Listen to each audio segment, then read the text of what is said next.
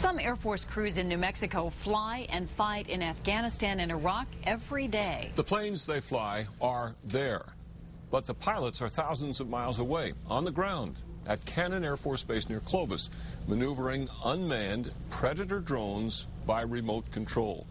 News 13 pilot reporter Bob Martin has the story of New Mexico's drone wars.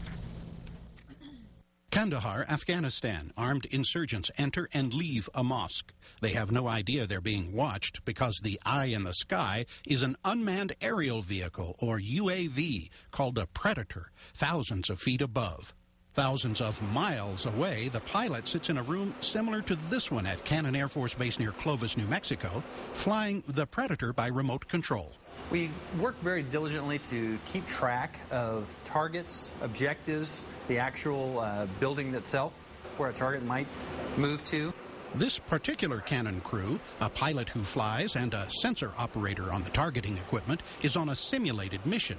Cannon does not allow photography of combat missions. Predators they fly in combat over Afghanistan and Iraq patrol unseen and unheard, day or night, hours at a time.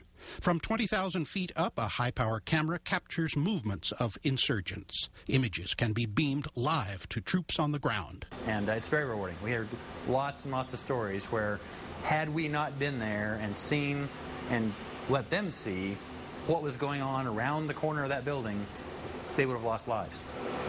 Flying a UAV that is on the other side of the world has its challenges. When a flight control is moved here, it takes 2 seconds to be beamed by satellite to a Predator.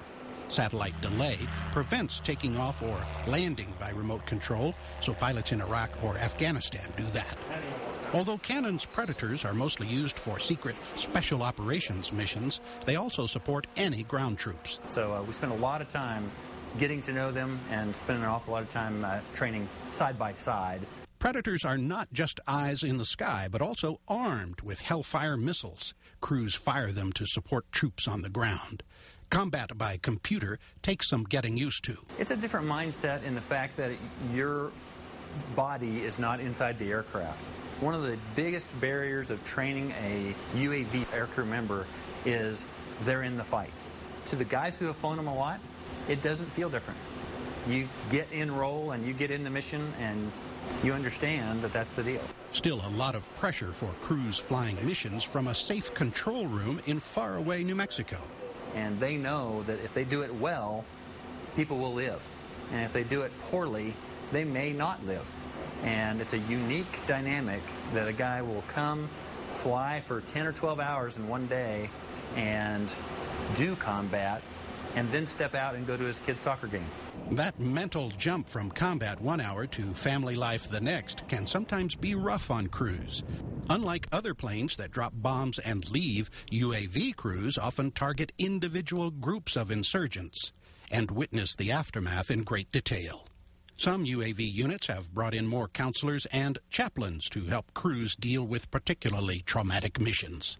More crews and UAVs are coming to New Mexico. Predator builder General Atomics morphed the design into the much beefier Reaper, 3 times faster, carrying many more missiles and bombs. Cannon gets its first Reaper squadron later this month. Meanwhile, many of the Predators and Reapers here at Creech Air Force Base, Nevada, are moving to Holloman Air Force Base near Alamogordo. To make room for another combat unit in Nevada, all basic training units for Predators and Reapers have to leave, bringing more than 700 jobs and more than 24 UAVs to New Mexico. Laser, 1522. The Air Force is doubling the number of UAV pilots and for the first time buying more unmanned aircraft than manned. Commanders say there will always be a need for manned aircraft, but UAVs will continue to assume more and more of the burden and the risk. A new way of doing business that not everyone gets yet. I just received my very first troop that was born in 1990. He understands technology, and he gets the fact of what the future is going to look like 20 years from now. Bob Martin, KRQE News 13. That is amazing stuff. The combat drones are usually operated by pilots who have flown manned aircraft. However, the Air Force is so short of pilots right now that it is accepting officers for UAV pilot training who have no previous flight experience.